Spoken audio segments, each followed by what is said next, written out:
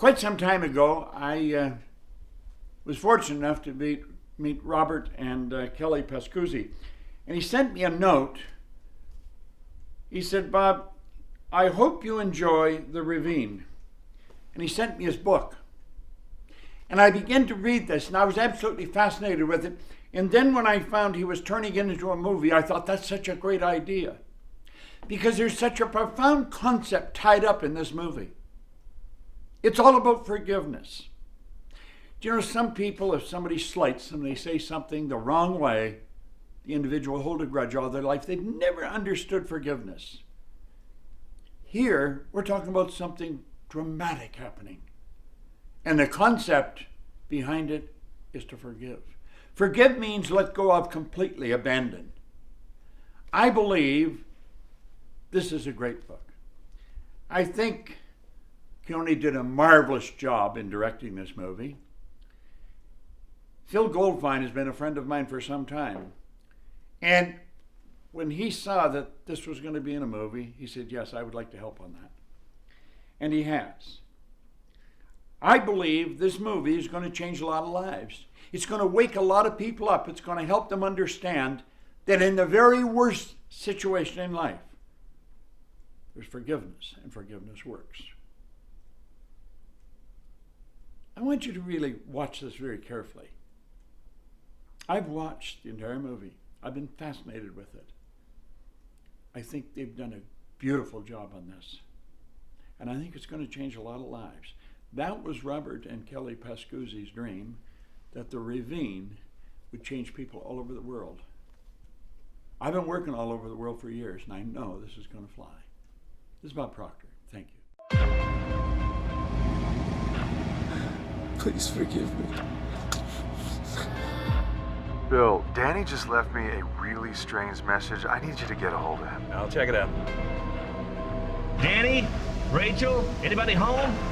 Chris, where are your mom and dad?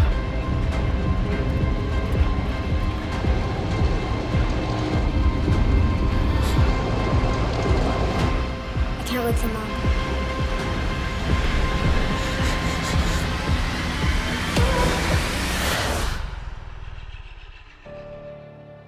Hey, Mom, what's going on? You need to sit down, sweetheart. Danny killed Rachel and one of the boys last night. No, Mom, you must be mistaken. Danny would never hurt the kids. Hey, little man, I'll be running. I love you, Renee. Oh, no. My name is Detective Ben Lee. Danny committed these killings. You did not know Danny the way I did. Don't let this... Too late to turn back. It's too late to turn back. Help me understand. I want to know why. Dad, Yes. are they all going to heaven? The will of God will never take you where the grace of God will not protect you. We all have one question before us today, and that question is, what meaning will we attach to these events? Think of it as a responsibility. Life changes in an instant.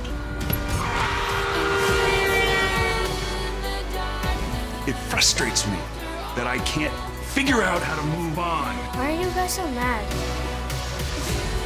We all experience darkness. You want to know why?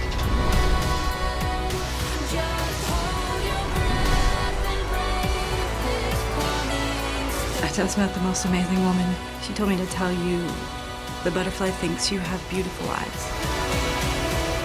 Ask yourself something.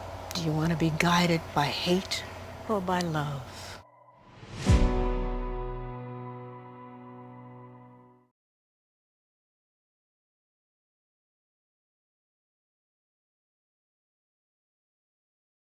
Oh, and wow, well, what a riveting trailer. I got that lump in my chest. I don't even know where to start. Good morning, everyone. Happy Wednesday. What you just saw, well, started with a testimonial from Bob Proctor, who's taught many lessons on the topic of forgiveness. And as he says, it's such a key lesson and such an important thing that we have access to, but very few people understand it. And then the trailer, holy smokes. And we have Robert and Kelly Pascuzzi. So Robert, Kelly, welcome back. Oh my God, I love having you guys back. You left us all with the impression of increase last time you were here. We absolutely loved having you, learned so much, and I couldn't wait to get you back. Welcome back. Morning, Joe. Thanks for having us back. It's great to be here. Yeah, hello, everyone. We really appreciate you having us on and having the opportunity to get to share this morning with all of you. So thank you. Absolutely. Can't wait. So yeah, I thought I'd let you guys tell us a little bit about maybe the beginning. As far back as you want to go, tell us a little bit about you, and we'll get into the story. Okay. Well, as it relates to, well, Kelly and I have been married for 28 years, and we have 3 kids. They're adult, 3 boys now, and we live in the Midwest. And we met Joe at a Bob Proctor event a couple of years back. And at that time, we were just kind of getting things rolling here with the film. We had written the book, The Ravine, in 2014. And we met Bob Proctor in 2017. We went to an event, and then we started working with Bob one-on-one. And Bob kind of planted the seed and opened our mind up that, you know, maybe we should think about trying to have the book made into a movie. And so that's kind of what started this whole journey. And it obviously it took a lot longer than we thought it would. It definitely was. It's been a labor of love, but at the same time, we're really excited, obviously, that the movie is going to be available now on a wide basis, starting next Friday. But you know what had happened with us is we went through the book and the movie really are a snapshot in time in our life that we went through, where Kelly's best friend was murdered by her husband and also one of her sons, and the husband was one of my good friends for probably 20 years. So it was obviously a very devastating moment in our life. And in the wake of all that destruction, we decided that we were going to look for something good. And it was pretty, you know, it was a pretty dark time. It wasn't easy. But as we know, and what Bob teaches, the law of polarity is nothing's good or bad. There's good in everything, and then even in bad, you know. And when things are really bad, then that means there's something really good. But we had just started studying this stuff, and but we knew that we were being called to do this. So it wasn't just some random thought that passed through. It was really a calling. And so we began that journey of, you know, asking, how do we do that, and where is the good in this story? And that's what led us to start writing the book. I'll let you add your thoughts on how that all started. Well, we decided to write the book, and it was interesting. It was just an idea. I know that surfaced actually for Roberts, and I'm not for sure in the very beginning if I was completely on board, because obviously as you experience grief, that's a very interesting subject in itself. It's very unique to each person. And I was experiencing it in my own way, and Robert was experiencing it in his way. And I think one of the pieces that was very important for Robert was to understand how somebody could have got to that place. But I think at the time I was really was interesting for me to try to find forgiveness and to be able to move through. So I don't think in the very beginning we were on the same page. It took a bit to really come together with this idea because, again, obviously it's not something that I entertained immediately because we had no idea how we were going to do it. But the more that we spent time with this and really considered this, it was a knowing that this would be an opportunity to bring good out of something so dark and to really find meaning. So we started that journey. And again, obviously, we had no idea what we were doing, but it's interesting how Bob teaches you really don't have to know the how, because at each step, even though when the evidence didn't show the next step would be there, it surfaced the exact moment that we needed it.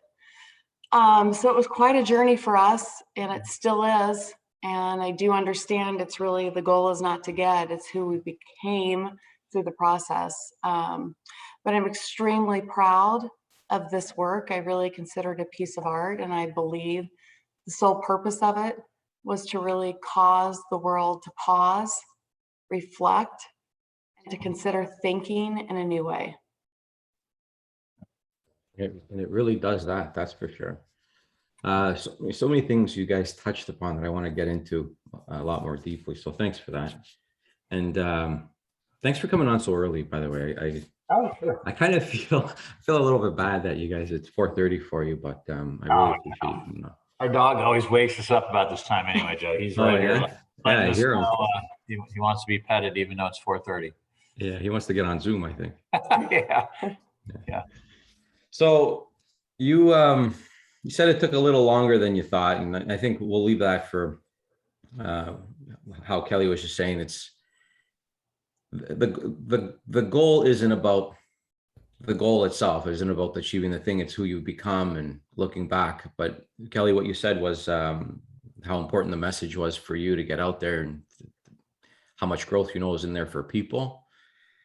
So why don't we get right into like forgiveness? How the hell does somebody do that? I know for Robert, for you, is I think what was ripping you apart was your need to understand how your friend could do something, like what had happened.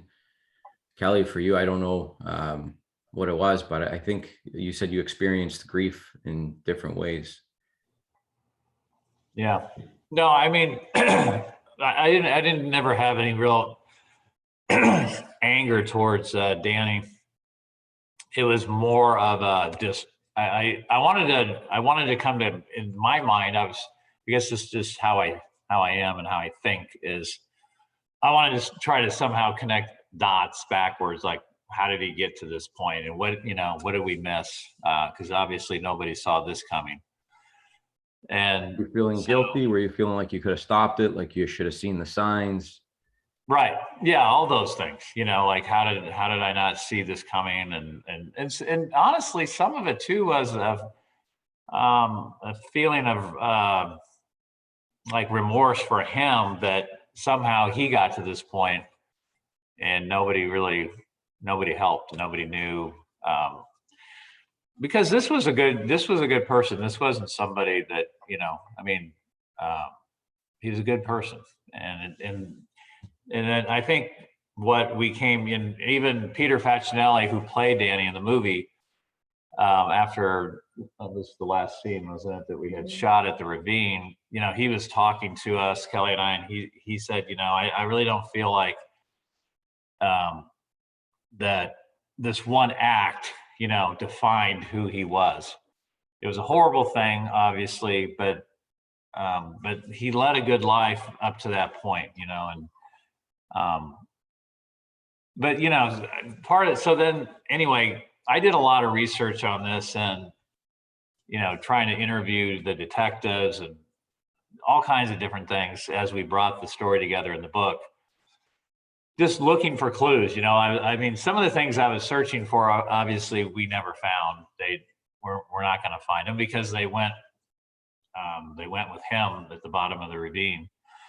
But I just think it's, somehow, you know, he went there in his mind.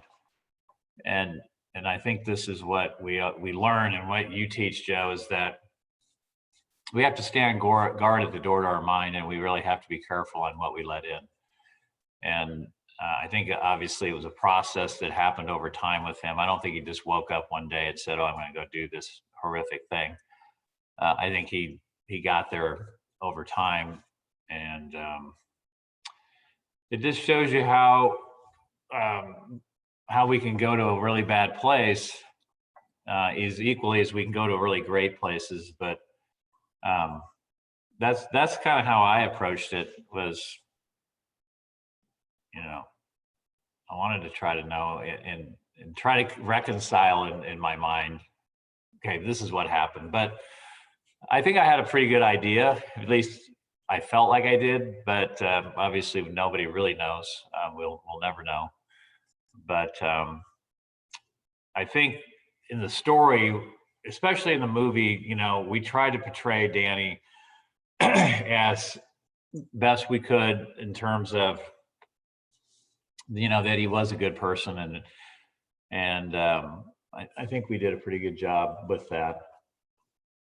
I believe we did. I think that was, you know, I was really paying attention to what Bob teaches about forgiveness, and it's, you know, accept it, it is what it is. And I did have an understanding that no matter what I did, I was not able to change those events, and then to harvest the good. And I believe that was the sole purpose of this film, was to find good and to share some form of a message that possibly, again, could consider someone to pause, think in a new way, maybe make different decisions.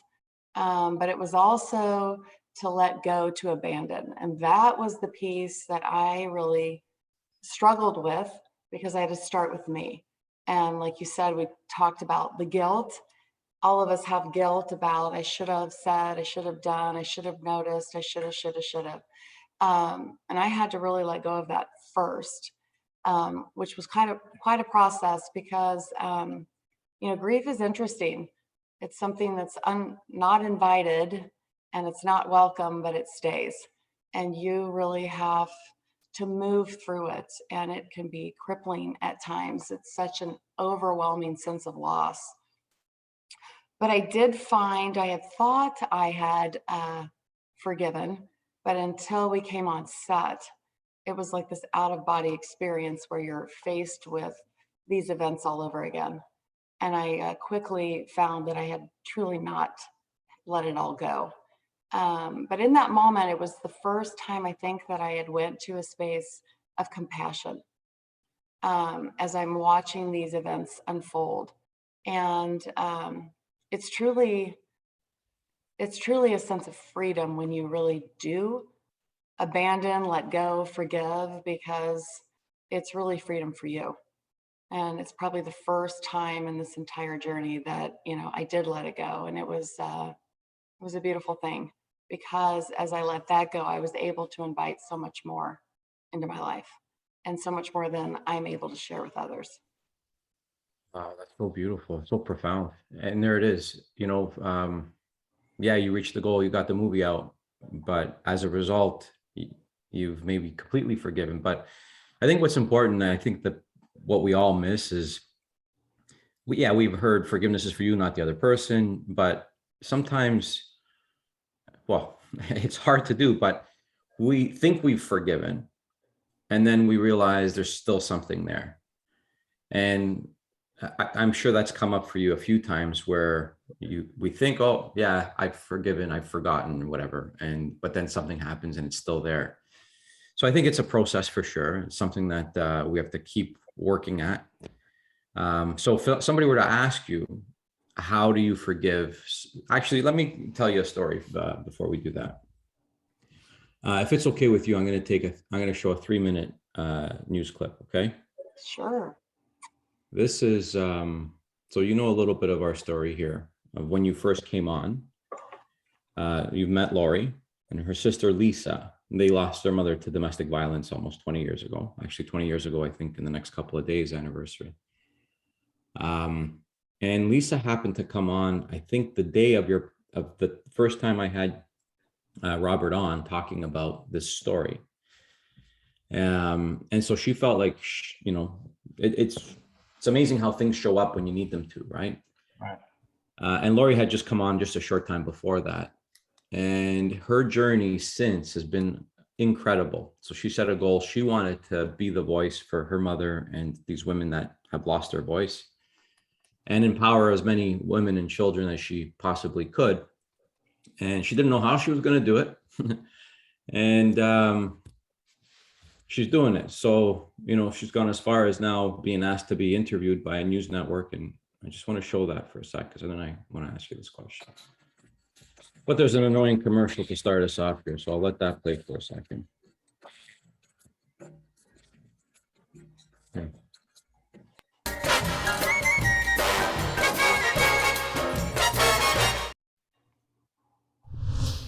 My name is Lisa Toma, and I lost my mom when I was 18 due to domestic violence. It's been 19 years since Lisa Toma and her 3 siblings lost their mother, a victim of domestic violence. Now, Lisa is a relentless advocate working alongside the very same organization that tried to help her mother.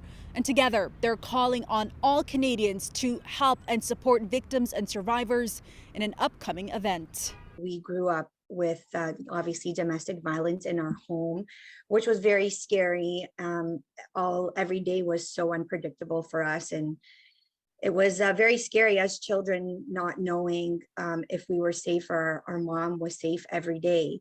Marissa Muya was Lisa Toma's mother. She was killed 1 month shy of her 37th birthday, and is the reason why Lisa is adamant on helping victims and survivors of domestic violence. She was planning on leaving and took some first steps into getting some counseling on what her next steps should be. That's when she reached out to the yellow brick house, wanting to leave with her children, sadly only able to attend 1 counseling session. The courage of a woman to come forward and ask for help is the hardest thing they've ever done in their life. When they leave an abusive situation, they're leaving with literally the clothes on their back.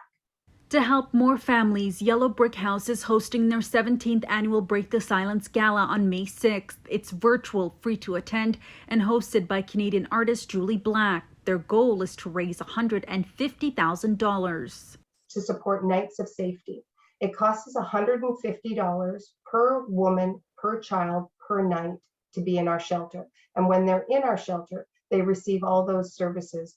Providing basic necessities that can save lives. And there are a number of ways Canadians can support the gala, including a silent auction, which is now open. You may have a friend, a family member, a coworker going through that domestic violence, and you really want to be there for that individual and show your support. And it's something that's not talked about. It's embarrassing.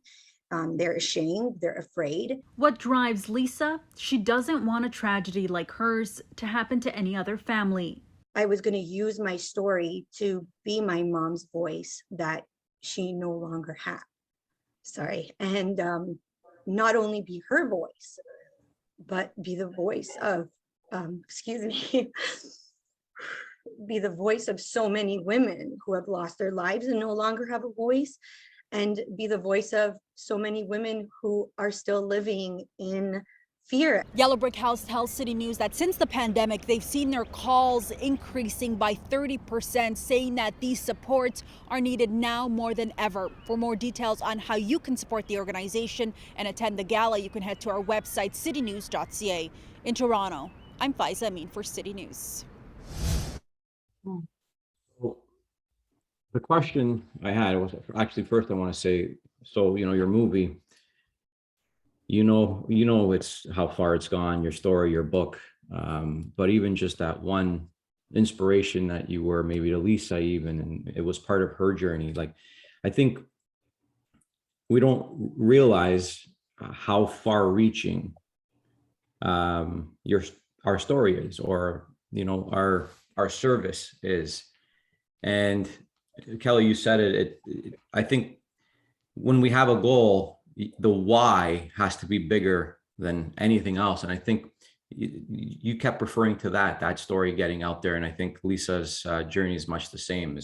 But in that, the healing also happens for them. So first I want to say, I've decided that a portion of all subscriptions, all wake up call subscriptions, are going to go to the Yellow Brick House, the charity that Lisa is working closely with. Lisa, so let's we'll figure that out.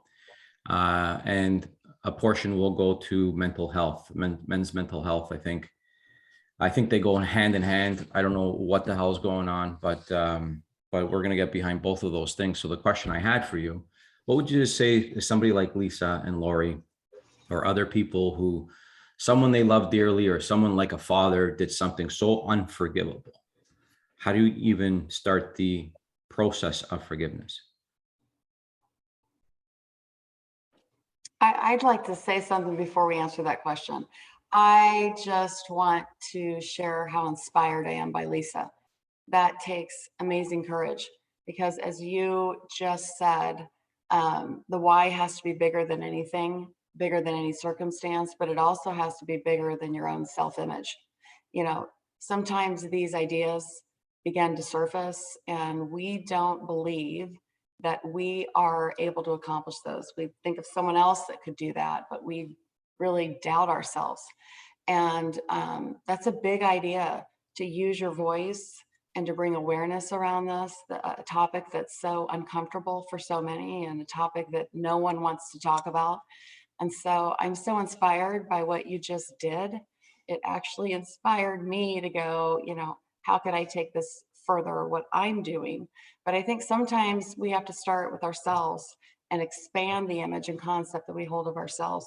Understanding we do have perfection within us. We don't always express it, but it's looking for expression, these ideas through us. So we have to continually study ourselves, grow and expand, and see ourselves as the person that can be the voice for this.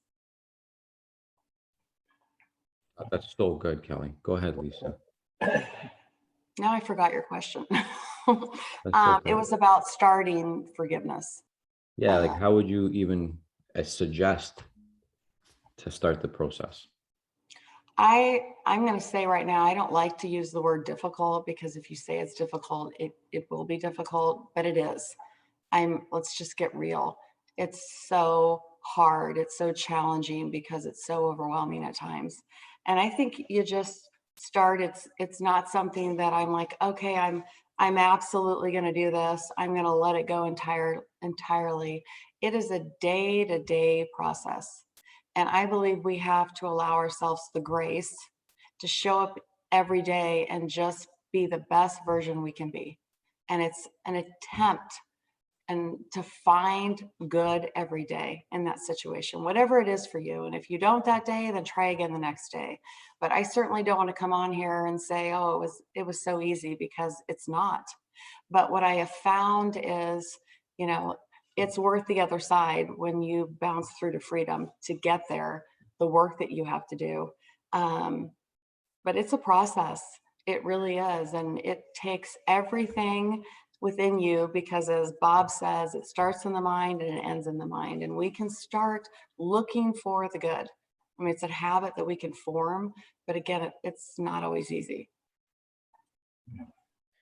Yeah, I think what's cool. So 19 years, the thought of forgiveness probably didn't even cross Lisa and Lori's mind. So I think it's probably asking for guidance or opening up to the possibility of forgiveness. And then, as you said, Kelly, what you said was so good. You have to grow. And I think, like everything else in our lives, we have to focus on you. When you get better, everything in your life gets better. And I think that's what's happened with Lisa in the last years, and Lori, is the growth. And as a result, things happen. And it's the journey and things happening. And, you know, as you said also, that this is something Bob said, that it's something you were called to do. This story, telling the story was something you were called to do. And I heard Michael Beckwith, you know, Michael Beckwith from The Secret. He said, God doesn't call the qualified. He qualifies the called. And I thought that's so good.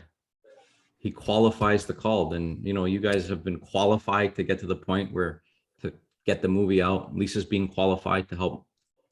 Her messages hit 2 million people, I know for sure, at least. So step one, open up to the possibility of forgiveness. Second, growth, start growing, learning more about yourself. Lee, anything? Because there's people on the call that came on especially to hear this message on forgiveness, and to hear such a tragic example of it, you know.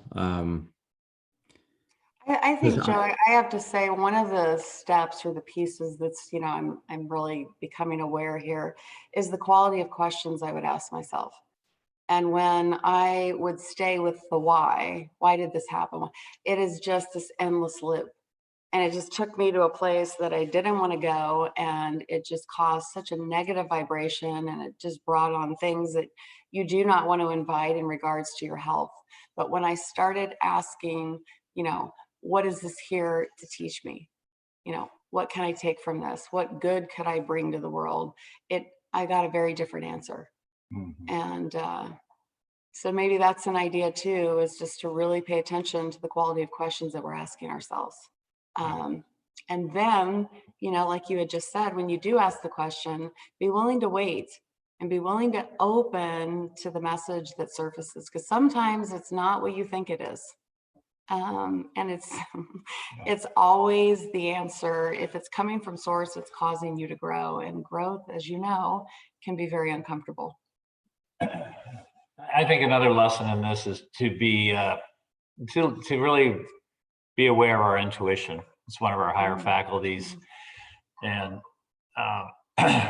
God's always speaking, or spirit, whatever you want to call it. I call it God, but I believe that, you know, through our intuition, we're always getting those messages, and we need to develop that higher faculty and move on it when we get an idea. Like Kelly was saying, so many times I think people have ideas, but they're just stillborn because they don't ever act on them. And we're all called here to bring some gift, to do God's work. That's how I see it.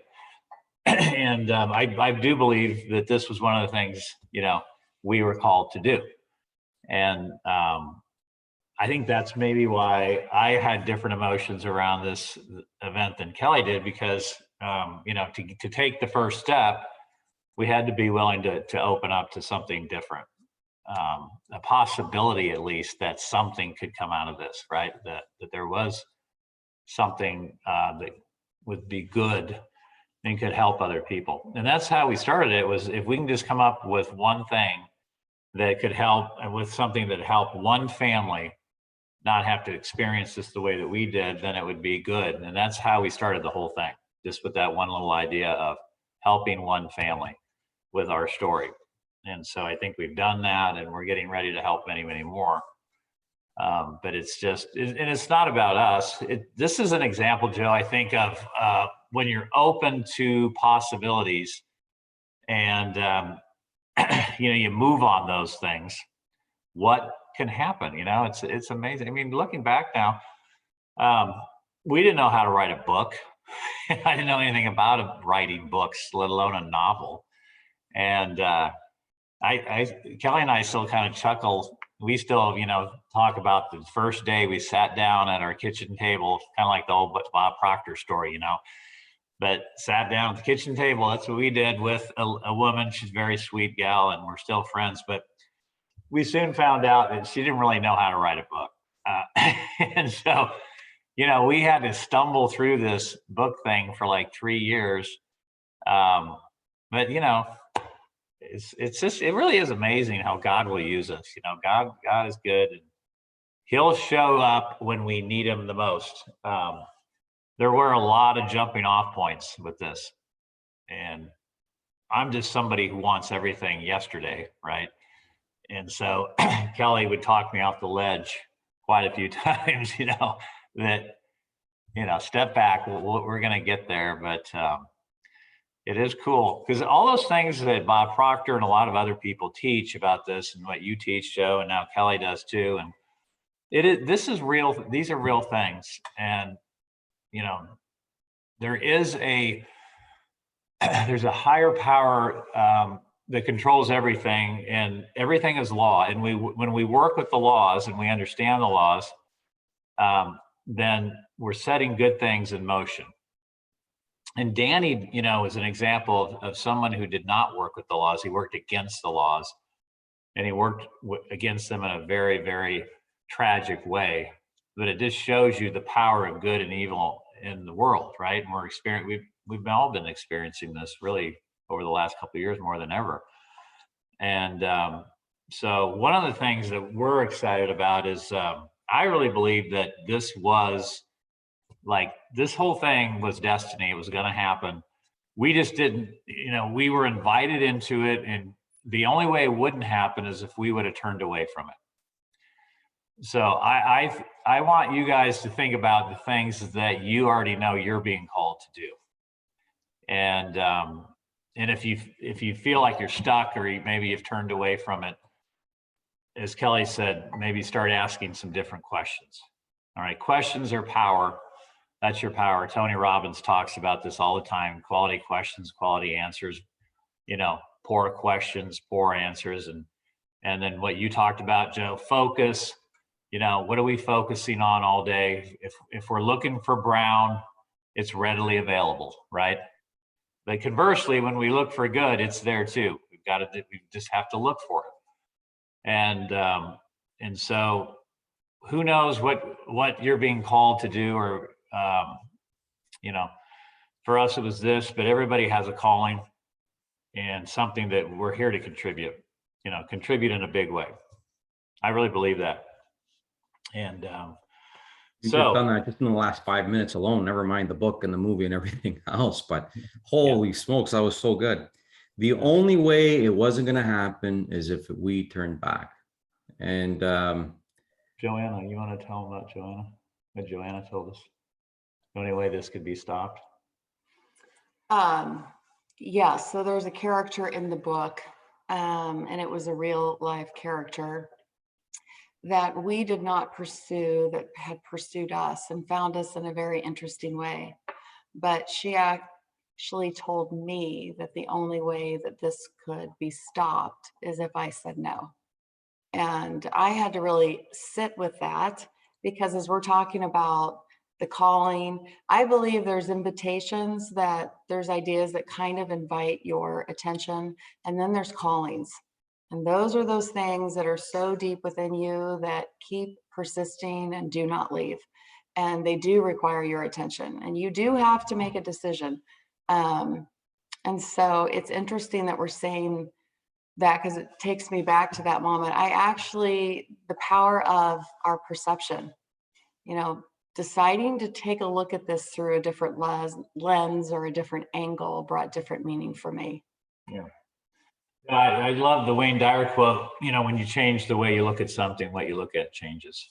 Well, you know, obviously we had to start to do that with this story. How could we look at it in a new way? And when you do that, well, I was going to say, it's even interesting thinking about it now, because, you know, we don't have to be perfect, but the intention needs to be perfect. And our intention was perfect. It was to bring good out of something that was so dark. But even in that moment, knowing I had perfect intention, it's so easy to fall into the trap of, I wonder what others would think. What would they think? Why would we want to do this kind of story? Why would we bring awareness around? Like, all the ideas started swirling about, would people support this? And I had to let go of that immediately.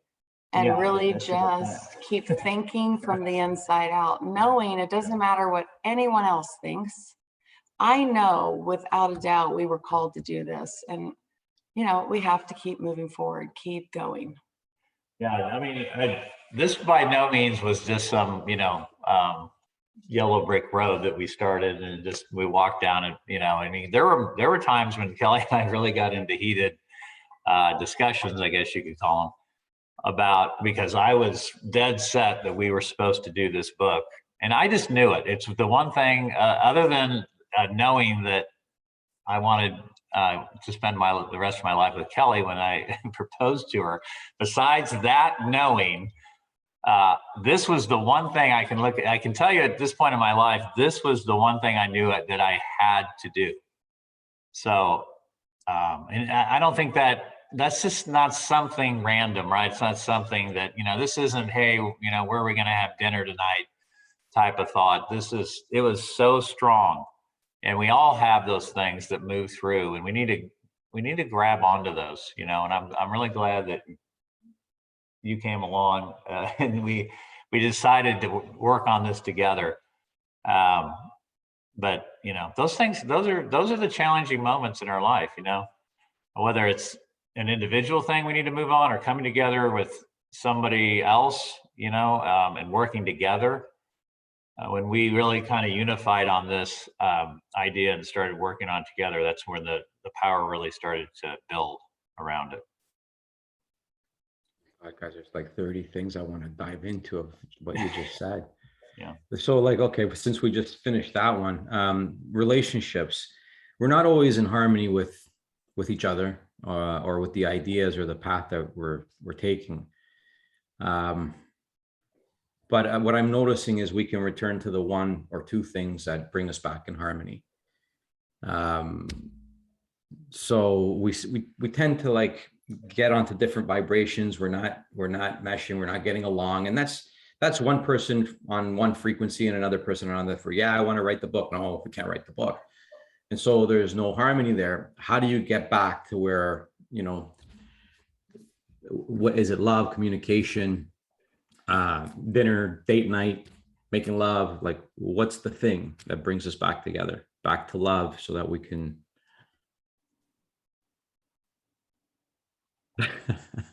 Well, you don't want to hear about the handcuffs. We'll probably answer this very, very differently.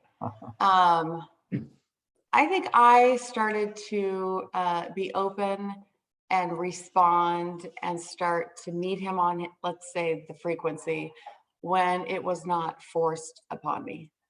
Like, we are doing this. And it came as more of an invitation to allow me to really be open to the idea, to start working with the idea, to start discussing it, because, again, everything just is. It's not good or bad. And it allowed me the time that I needed to process, to consider, and to start seeing myself as the person to step into the space. And so I guess I would say I really I appreciated the invitation and the pause, because that's very rare for Robert to pause. Extremely rare. And when it's not forced and you let it happen, it's a very different experience. That would be my answer in regards to a lot of times when, there's a scene in the film and it's very real, like just the conflict that is happening between us and our marriage and our family, and just, we were not in harmony, and there was chaos and a lot of negativity. And, but I believe that was the shift for me, is the invitation versus the force that, yes, we are doing this no matter what. Yeah. I think for a while there, I turned into like Columbo, and I was going to figure this out and find out what happened. And I was just really locked in on that. And some of that was, a good thing, but obviously some of it was not. But as Kelly said, I just had to I did a lot of talking, to God in terms of like, okay, what should I do here? And part of it, as Kelly said, was just to take a pause. And so we had a lot of pauses on this along the way. It wasn't full steam ahead, obviously, for that many years. And even so that, like when we're writing this book, and we worked on it for 2 years, and we'd went through 3 ghostwriters, and we actually thought unknowingly that maybe we had a version of the book that was good. And after it was reviewed by a number of,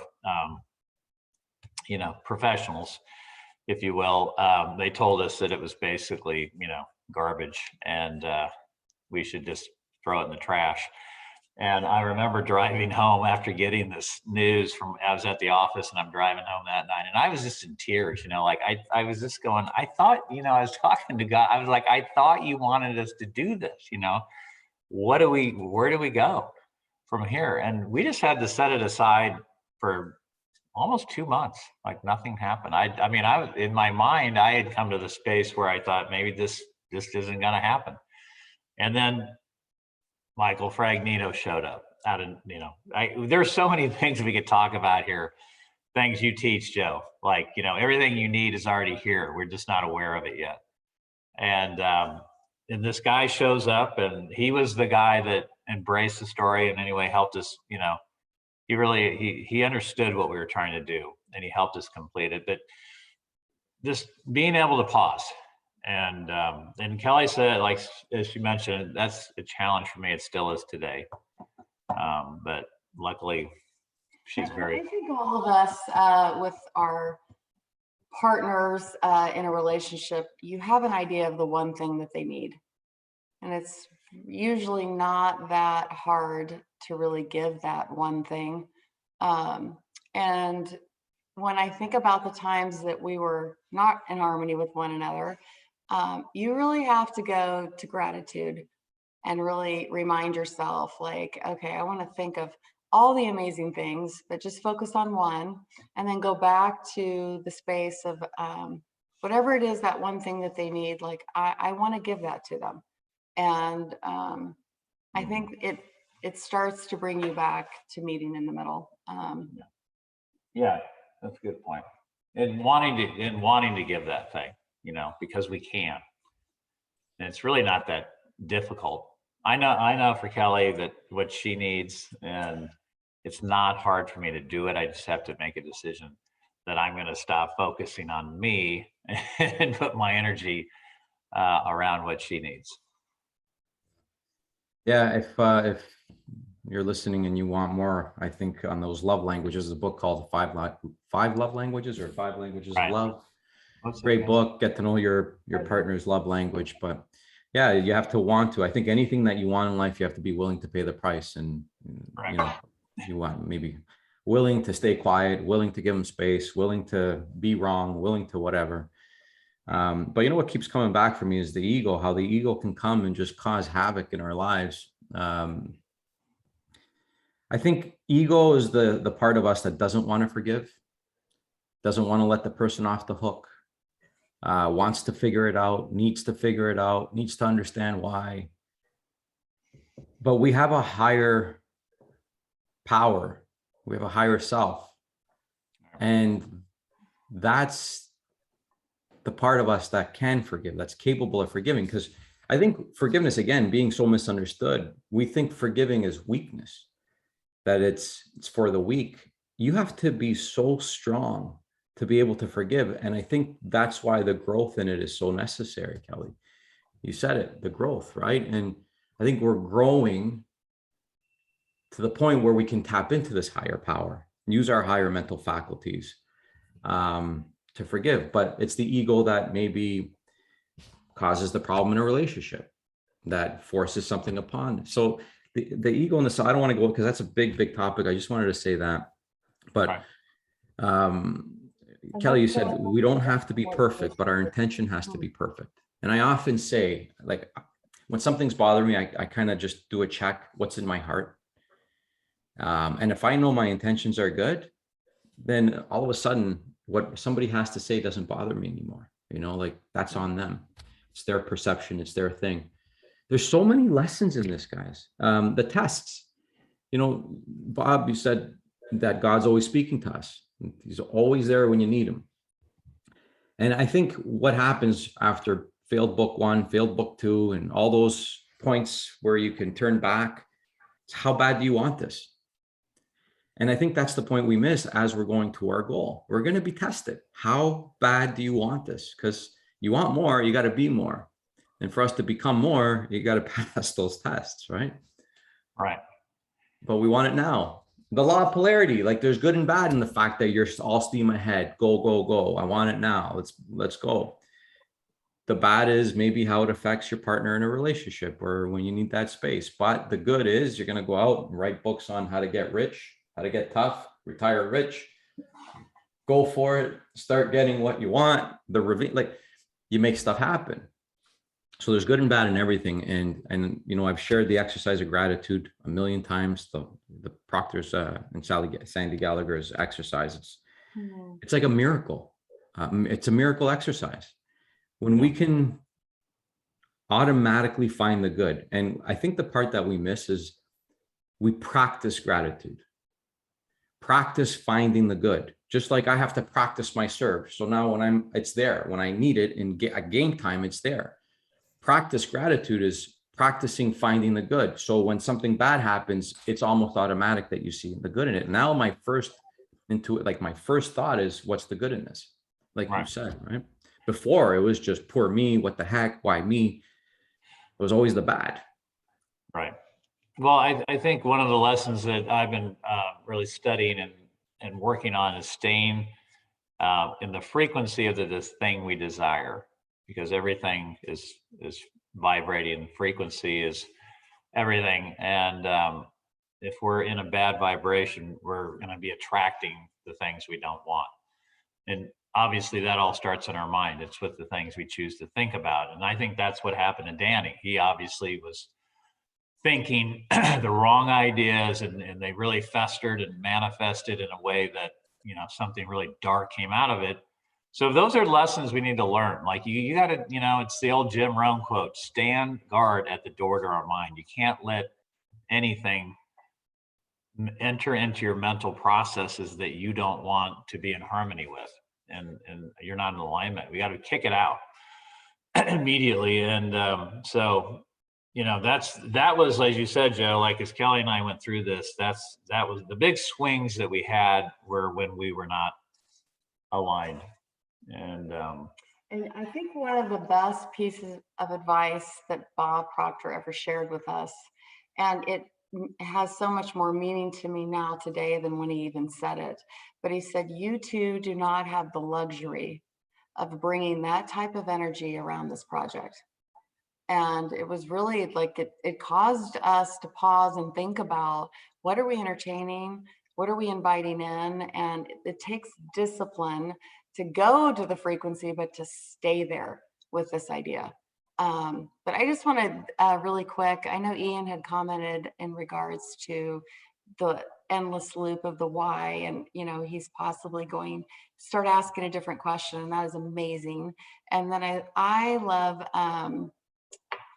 from Jenny, I just want everybody to really pause and think about that. It said, if it hadn't taken this long, Lisa would have never heard it at the time she did, for this to all unfold too, which is cool. And I just want to, I guess, really start paying attention and being aware of what you're attracting in your life and what's happening around you, because it's not coincidence.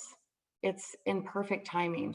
And how easy it is for us to be, you know, to become impatient and decide, you know, we're just going to quit. It's over. We don't see the evidence, but things are happening that we're not aware of. And I just thought that was so profound to think that, you know, it did take this much time for us to do this, but because it took this exact time in the world right now, what is happening because of the timing of the film? It's yeah. Good.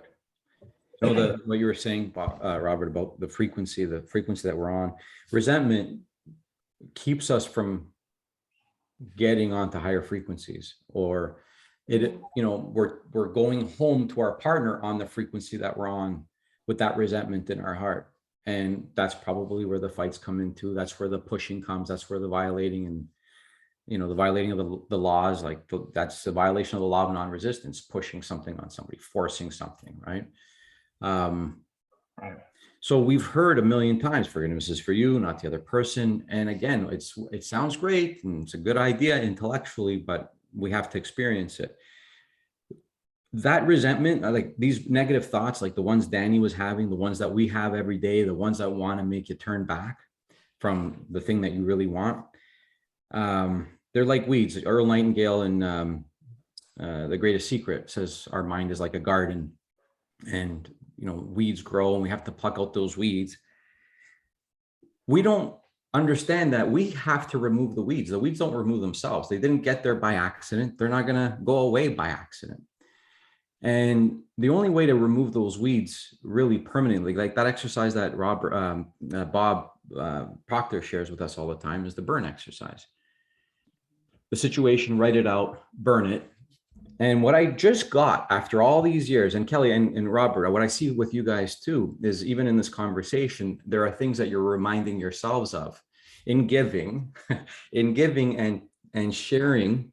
You're being reminded of certain lessons that maybe you need today. And that's the point that I want everybody to really take in right now, is growth is every day. Like, you don't go to the gym for a year and then you're set for life. If you stop going to the gym, you start losing muscle, you gain weight, and things start to go all squirrely, but it's something we have to do every day. Growth, study every single day. I just got this. That burn exercise, the point where you burn it creates an image in your mind. That image is what we need to have it impressed in our subconscious. So when that weed starts to come back, whatever those negative thoughts were that we've been trying to pluck out, the second that negative image comes in again, you remember, I burnt that. Oh yeah, I burnt that, it's gone. And you write out how you want it to be. And that's like, laying the grass seed, the type of seed that you want to have grow. Because otherwise those weeds choke out the fruit that you're looking to produce. The only way to really keep the weeds out is to crowd them out with the thing that you do want. And it's the whole thing. Only give energy to that which you want, right? The only thing that can grow is the thing that you give energy to. So we really got to get that. It took me years to even accept that idea. Focus your attention, always refuse right now, make a decision not to entertain the negative thought. So I want to finish off. I want to give people an opportunity to ask the question. I know there's a lot of people here trying to find it within them to forgive. Before I open it up for everybody, you guys have 10, 15 minutes? Yeah. Oh, sure. Okay, awesome. So I can't wait to watch the movie. I know it's available here on Apple TV. I'm not sure about Apple. If you're in the States, you can get it on Amazon Prime as well. But here right now, as far as I know, it's available on Apple TV. Pre-order it before May 6th. We're going to come back May 4th. I've got all kinds of questions about the characters and was this person really, did this really happen, and all that fun stuff, and some of the more tragic things, of course. But I can't wait for that and ask you questions more about the movie. So questions today, let's keep them just more to the goal, the invisible, the relationship, and Robert and Kelly's story. And then we'll ask questions on the movie on the 14th, if that's cool. Valerie, go ahead.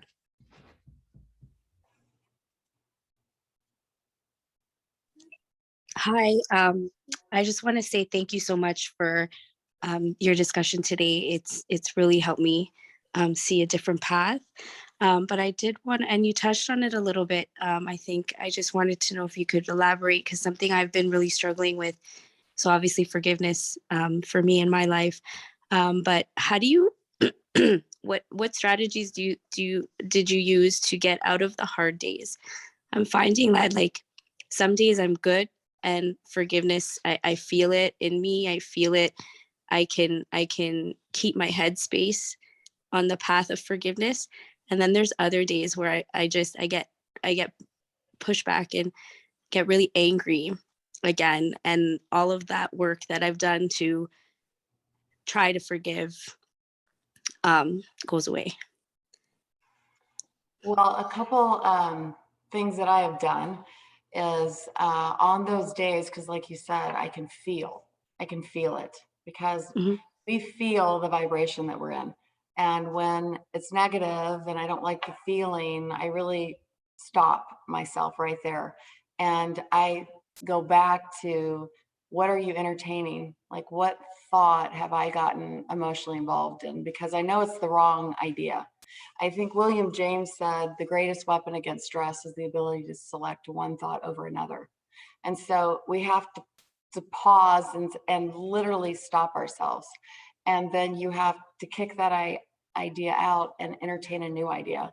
But I think it even goes deeper in the sense that I had to, when we talk about how do you start with forgiveness, I think after being on this call today, I've talked about it for years, but it's just a new awareness for me that we have to start with ourselves. And you have to give yourself the grace, because I think at times we define it as I failed. Like I didn't do what I was supposed to do today, and I didn't stay in that idea of forgiveness. And you start with yourself. Give yourself the grace to go, it's okay, but I'm aware now of the idea I'm getting involved with, and you have to select a new idea. Obviously, it's more empowering. Okay, thank you. Yeah, and one thing I'll just add to that too is you know, we can have a really, you know, day that we feel like we went backwards, but just one of the things I try to do is end my day. It might be why I'm in bed, I'm gonna go to sleep, but end your day with something positive. Like, you know, even if it's a minute or two, just something you're grateful for. Read something that'll shift your vibration, because we don't want to go to bed in that state. We want to go to bed and try to shift to something positive. I think it's Neville Goddard. I think that's where we were introduced to the idea. I'm not for sure now which book. I got to think about this. But he invited, because we all have the ability to do this through our imagination, is at the end of the day to really think through, you know, how the day went, and then you can relive the day backwards and see it the way that you would have wanted it to be, and experience that feeling before you go to bed. And it's a very, very powerful exercise to really, before you close your eyes, to really replay the day backwards, but replay it the way that you would like to see it. Yeah. And I think it's like Kelly said, you know, one of the habits I think we need to develop is just giving like she said, give yourself a break, you know, that we're not going to be perfect. And I know that because there's things that I do every day that I have to stop myself and go, okay, wait a minute. I don't want to go there.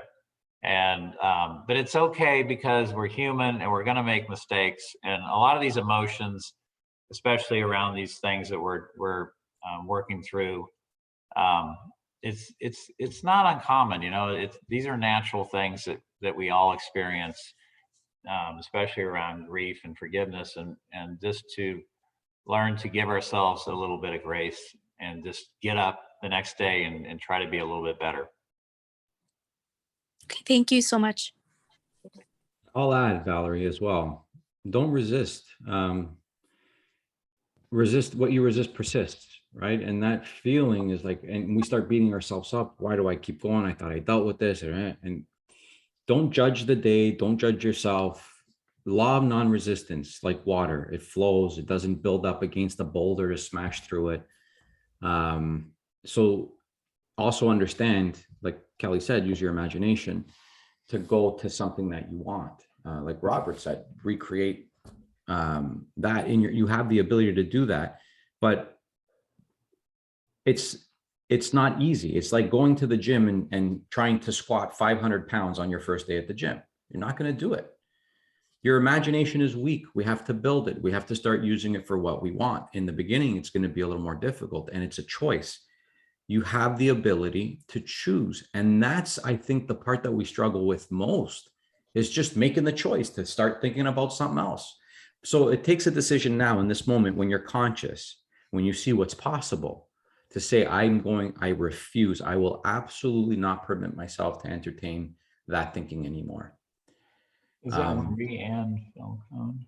Marie-Anne Falcone. She just had a, we need to forgive ourselves before we can forgive everybody. That's a very profound statement right there. I don't think we've touched on that, but we need to forgive ourselves before we can forgive others. We can't give what we don't have. That's just, you know, if we don't feel it inside, we're not going to be able to give it or extend it to others. So very powerful. Thank you. Well, what we are giving to others, I mean, I really think about those times when we are resisting and you feel that, and you're instantaneously sharing that with others. It's immediate.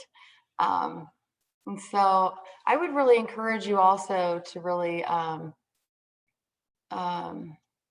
to explore, because there's probably been things or days for you that have just been such a win in your mind. And what were you doing and what were you thinking? You know, our memory, we have the ability to go back, and unfortunately sometimes we only use it for those negative memories. But really go back in your memory and find those good exercises or those habits or moments that you really felt like you won the day, and just continually repeat those.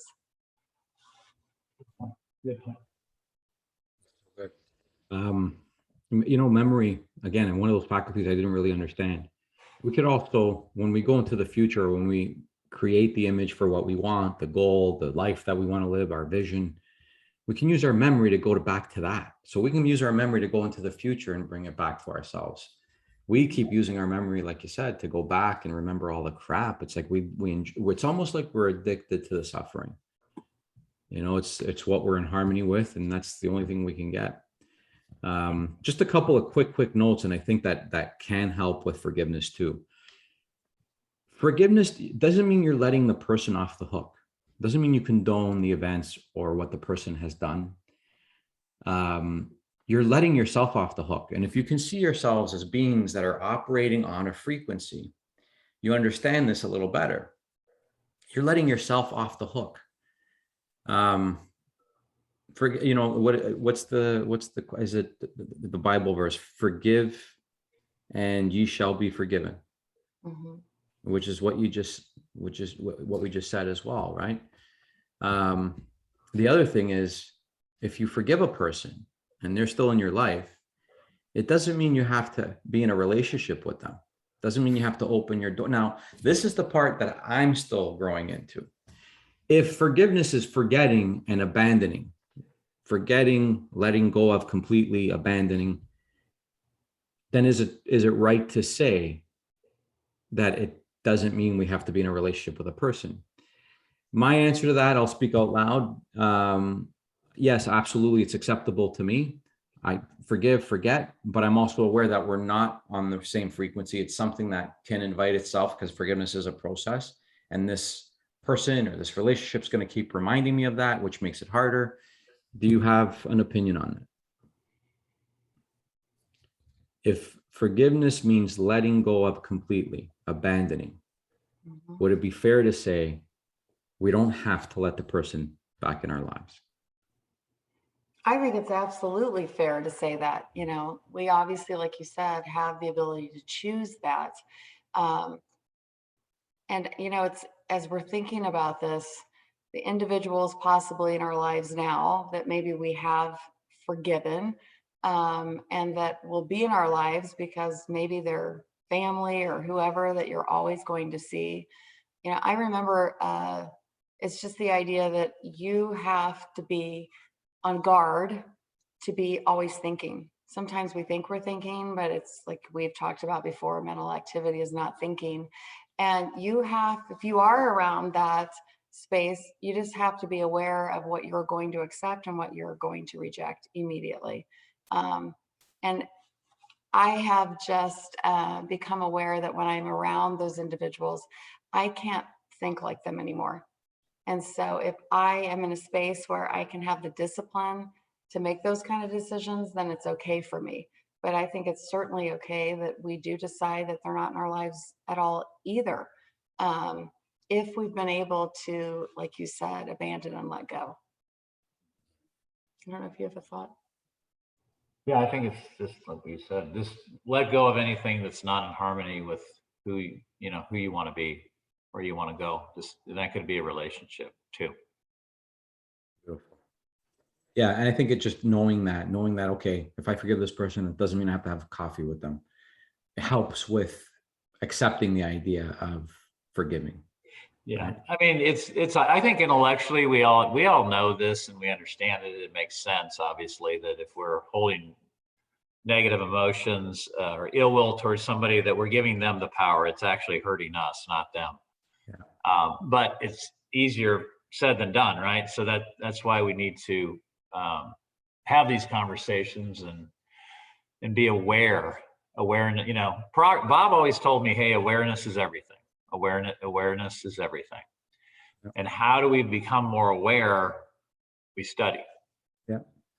Yeah. And that's going back to you, Valerie, and everybody else that has that question. Just keep working on you. And, you know, opening your mind, choosing your thoughts. It's a process. It's something you're learning. It's something that you've invited in, and it'll keep coming. So keep studying. Chi, good morning. By the way, well, now it's 3:30 for Chi. She's in the West Coast. She gets up at 2:30 to be with us. Wow. That's dedication. I'm impressed. Yes. Yeah. Morning, Chi. Closer, her jumps like all of you. Chi, are you watching TV? You just tell me to give it back. What's this one? Oh, that was someone else. That's okay. Thank you. Thank you for sharing this wonderful story.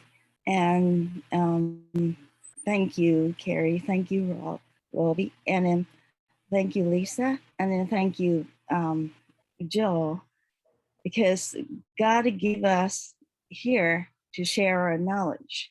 So now I really understand that why I coming back here, this life.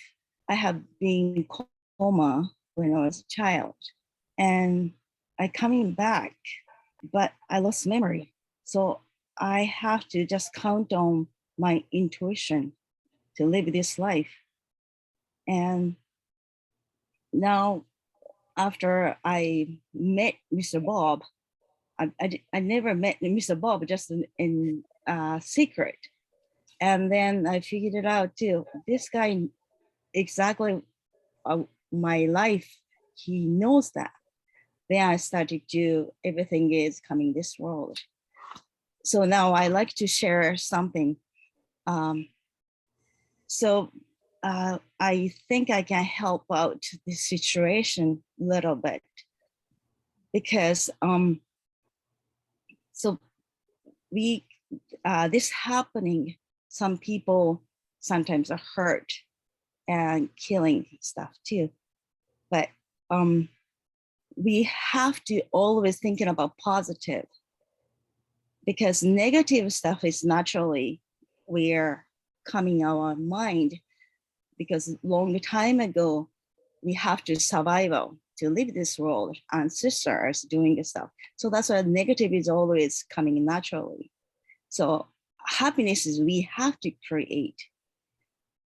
When we think we are here and we have to grow, but if you're thinking about negative going down, and then we're gonna meet the evil voice. Some people, you know, thinking about, oh, I can hear the voice, it's killed other people or hurt other people. But that's true. Actually, they can hear that. And because of going to the negative thought, we can meet the evil person and they want to control. So that's the one we always have to thinking about positive. And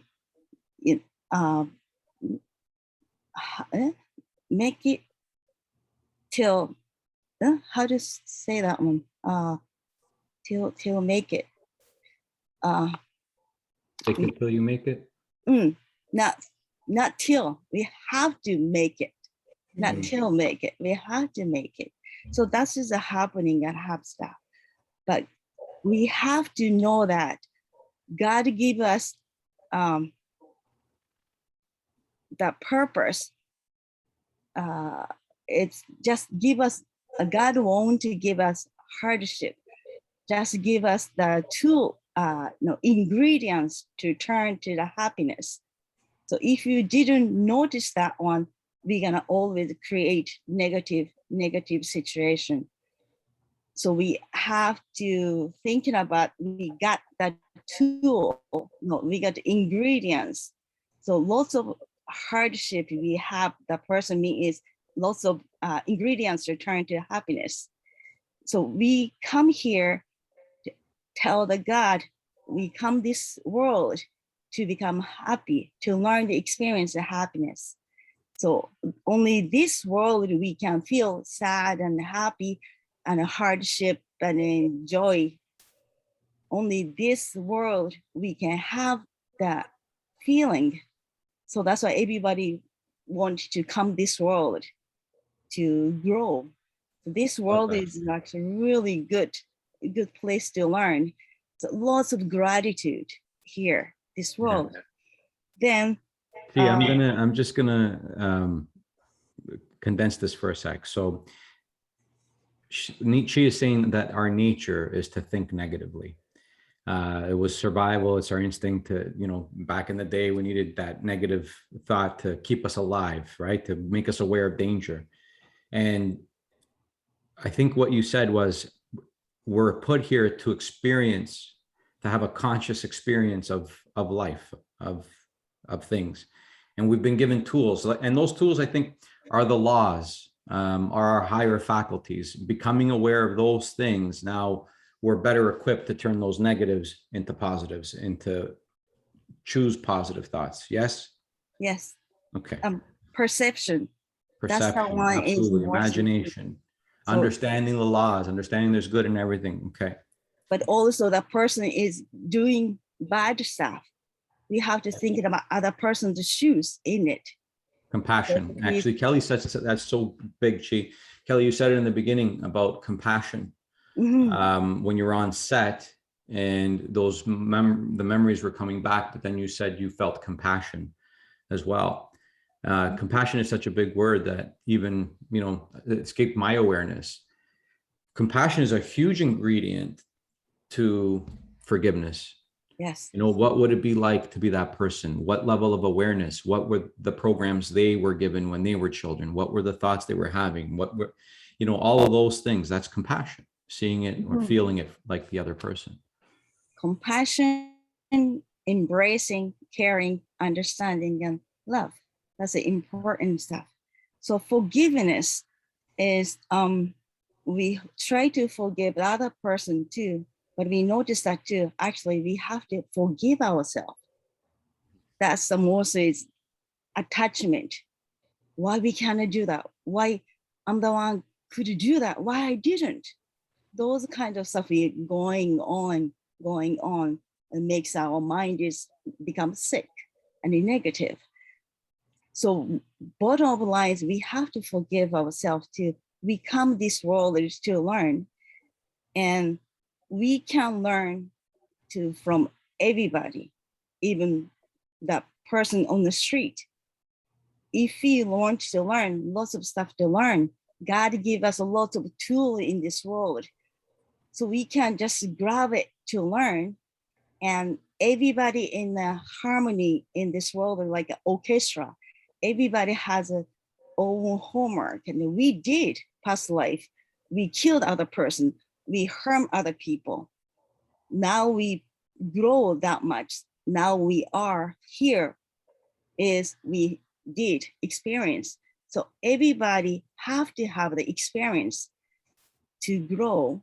So if you know that one, we try to more forgive to everybody, and we have to find out more gratitude. And thank you for that happening. I can experience because of you. I can learn about it. I can grow. So everything is a gratitude. And yes, thank you so much. Thank you. Very well said. Beautiful. Thank you, Chi. Yeah, and you know what? Actually, you remind me of how beautiful, Robert, that you have the courage to the love and the compassion for Danny. We forget that Danny is a human being here as well, and I love that you didn't want him or the movie to portray only the bad deed, because that's not who Danny was. And I think mental illness is how do we understand somebody getting to that point? But like she said, we're here to learn, and there's lessons in everything. Anyway, I can't thank you guys enough. I can't wait to have you back. I don't even know, there's a million things I want to talk to you. Why don't you come back for the next month, and we just talk every morning. So tomorrow morning we're back here. Guys, again, please go and pre-order this film, share it with everyone that you know. Everybody needs this message. Forgiveness is so big. Oh my God. I was resentful for many, many years. The moment I let go of resentment, The moment I realized, in that, what I was upset about was a situation that I had a choice. I had lent money to a family. I had, gone in full steam ahead. I chose to lend money. I chose to leave the business I was in. I chose to mortgage my house. I chose all those things. Nobody had a gun to my head. Why would I hold resentment towards the other person? And that resentment came with, I had a house that was worth this much money. And if I was to buy a house now, and like all these things, and then I was abusing the law of relativity, and I was stuck. And the moment I let go of it, things started to show up, an opportunity to buy real estate. Somehow I found the money for it, and I started to make my way back. But if we're not careful, we stay stuck there. And life, you only live it once. And days go by and you don't get those days back, and we don't know how much time we got left. So I hope, if anything, if you've heard anything today, that message, forgiveness is for you, not the other person. You got to really understand that. And I know we get that intellectually, but invite it into your heart. It's so big. So Robert, Kelly, thank you so much. Again, we'll see you tomorrow morning, same time. Get to bed early again. But look, you have the whole day. Look, it's what time is it for you? 6 o'clock. Look forward to it. And I just want to say before we end, like, what a beautiful community that you have built, and you're just doing such amazing work, Joe.